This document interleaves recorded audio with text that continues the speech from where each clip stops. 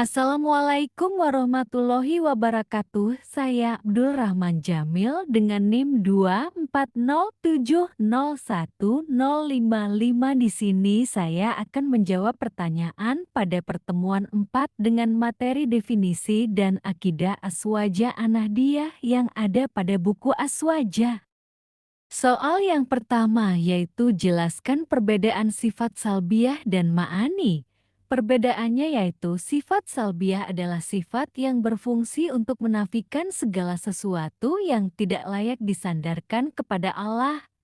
Sifat ini bersifat iktibari, artinya hanya ada dalam pemahaman manusia dan tidak ada dalam kenyataan. Contohnya adalah sifat wadaniyah atau Maha Esa.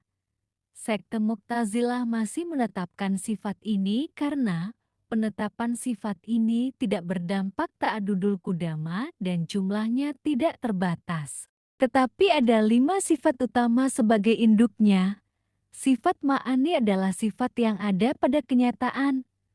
Misalnya, jika Allah sifat sama atau maha pendengar, maka secara otomatis berlaku hukum bahwa Allah adalah zat yang maha mendengar.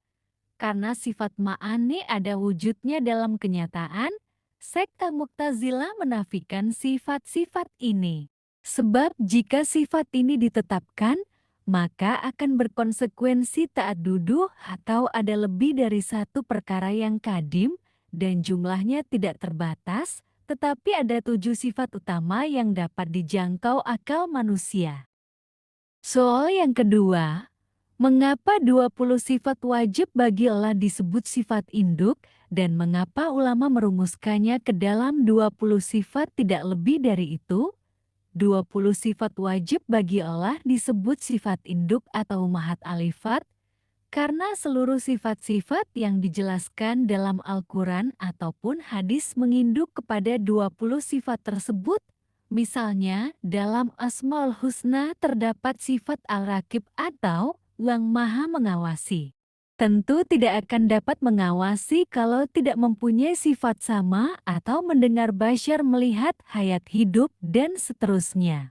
Maka apabila kita tetapkan sifat Al-Raqib bagi Allah, maka secara otomatis kita tetapkan sifat 20 bagi Allah Subhanahu wa Ta'ala. Para ulama merumuskannya ke dalam 20 sifat karena sifat wajib Allah jumlahnya tidak terbatas dan akal tidak dapat mengetahui seluruhnya. Di antara sifat wajib yang tidak terbatas jumlahnya tersebut ada 20 sifat yang harus diketahui oleh setiap mukallaf. Soal yang ketiga, jelaskan perbedaan sifat ma'ani dan maknawiyah dan mengapa keduanya ditetapkan.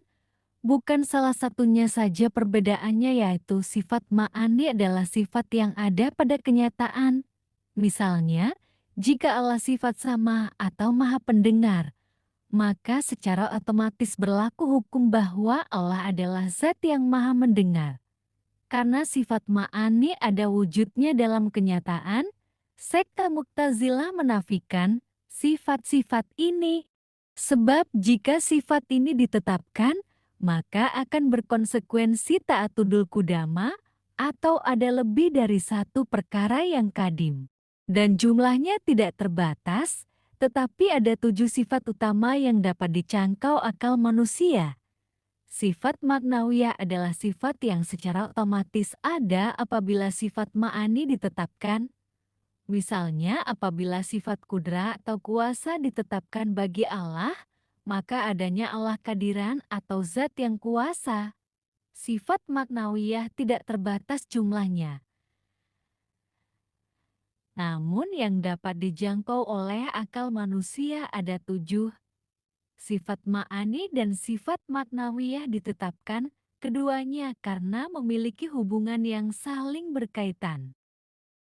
Soal yang keempat, jelaskan isi 20 sifat wajib bagi Allah beserta dalil akli dan naklinya. Yang pertama, yaitu wujud artinya ada.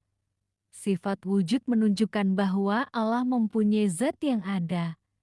Sifat wujud tidak menunjukkan selain dari zat yang ada. Yang kedua yaitu qidam. Qidam adalah dahulu tanpa permulaan. Dalil akli. Seandainya Allah tidak bersifat kidam, tentu Allah bersifat kebalikannya, yaitu hadis atau baru. Andaikan Allah bersifat hadis, tentu Allah membutuhkan mudit atau pencipta untuk mewujudkannya. Dalil akli, Dia adalah Maha terdahulu. Quran Surah Al-Hadid ayat ketiga yang ketiga yaitu Baka. Baka adalah wujud Allah itu tidak ada akhir atau batasnya. Dalil akli, andaikan Allah tidak bersifat baka, maka pasti Allah pasti bersifat hadis. Dalil nakli. Semua yang di atasnya atau bumi akan mati dan zat Tuhanmu yang mempunyai kebesaran dan kemuliaan tetap kekal. Quran Surah Ar-Rahman ayat 26-27. Yang keempat yaitu muhalafah lil hawadis. Muhalafah lil hawadis adalah Allah berbeda dengan makhluk secara mutlak. Baik zatnya, sifatnya, maupun perbuatannya. Dalil akli, andaikan Allah serupa dengan makhluk, tentu Allahi sebagaimana makhluk. Dalil nakli, tidak ada sesuatu apapun yang menyerupainya, dan Dia maha mendengar, maha melihat. Quran Surah Al-Surah ayat ke-11. Yang kelima yaitu qiyamuhu binafsih. Qiyamuhu binafsih adalah Allah tidak membutuhkan zat lain yang menjadi tempat baginya dan tidak butuh pencipta yang mewujudkannya. Dalil akli, andaikan Allah membutuhkan tempat untuk eksistensi zatnya, maka Allah adalah sifat. Jika Allah adalah sifat, maka Allah mustahil untuk bersifat mani. Dalil nakli, wahai manusia, kalian adalah orang-orang yang butuh kepada Allah dan Allah maha kaya, atau tidak butuh dan maha terpuji. Quran Surah Fatih ayat ke-15. Yang keenam yaitu wahdaniyah. Wahdaniyah artinya Allah Maha Esa. Sa dalam zatnya, asa dalam sifatnya, dan esa dalam perbuatannya. Dalil dan Tuhanmu adalah Tuhan yang Maha Esa. Tidak ada Tuhan selainnya yang Maha Pengasih dan Penyayang. Quran Surat Al-Baqarah ayat 163. Yang ketujuh yaitu kudrah. Kudrah adalah sifat yang memberi pengaruh untuk mewujudkan dan meniadakan perkara yang mungkin atau wujud dan tidak wujud. Dalilnya yaitu sesungguhnya Allah kuasa atas segala sesuatu. Quran Surah Al-Baqarah ayat ke-20 yang ke-8 yaitu iradah. Iradah adalah sifat yang dengannya Allah mengkhususkan hal yang mungkin dengan spesifikasi tertentu. Apakah wujud, tidak wujud, tinggi, pendek, dan semisalnya. Allah pilih salah satunya sebagai ganti dari lawannya. Dalilnya yaitu sesungguhnya Tuhanmu berbuat sesuai apa yang Dia kehendaki. Quran Surah Had ayat ke-107. Yang kesembilan yaitu ilmun.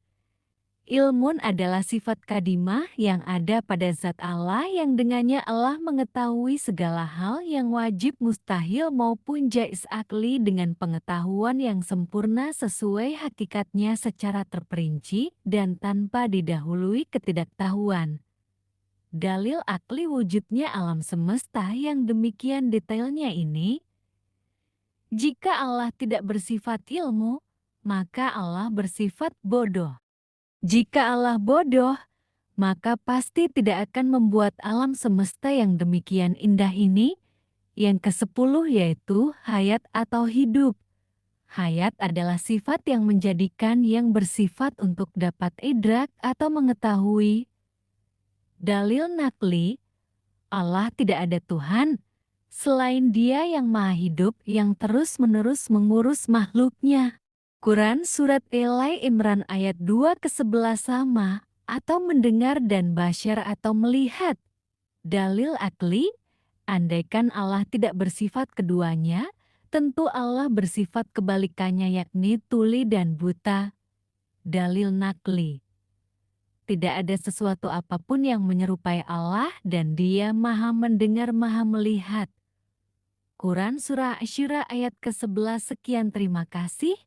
Mohon maaf apabila ada kesalahan. Wassalamualaikum warahmatullahi wabarakatuh. Sekian dari saya, kurang lebihnya mohon maaf. Wassalamualaikum warahmatullahi wabarakatuh.